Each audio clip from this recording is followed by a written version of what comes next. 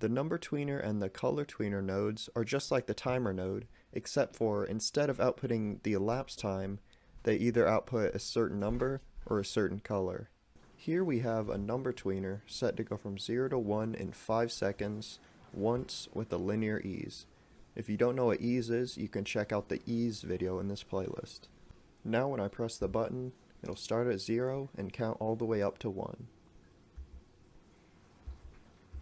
You can change the starting value and the ending value, just like this.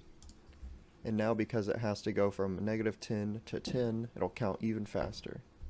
You can even go from a higher number to a lower number, it doesn't matter.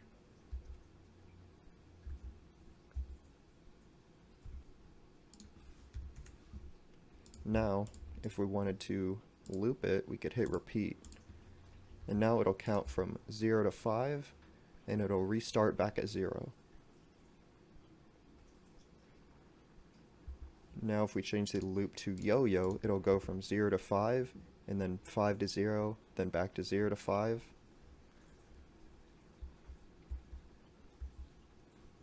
Some other things to know.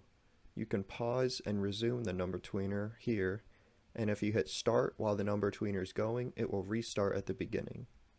The color tweener works the same as the number tweener, but with colors instead. Now when I push start, it'll go from black to white in 5 seconds. Just like that.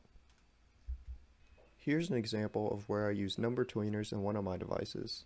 For my flight controller module, I was having trouble with the autopilot getting a new set of coordinates and tilting the drone super hard right away to fly there.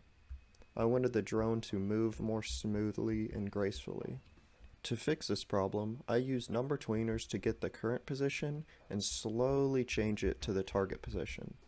So now when I put a new target coordinate in, it'll slowly tilt and go there.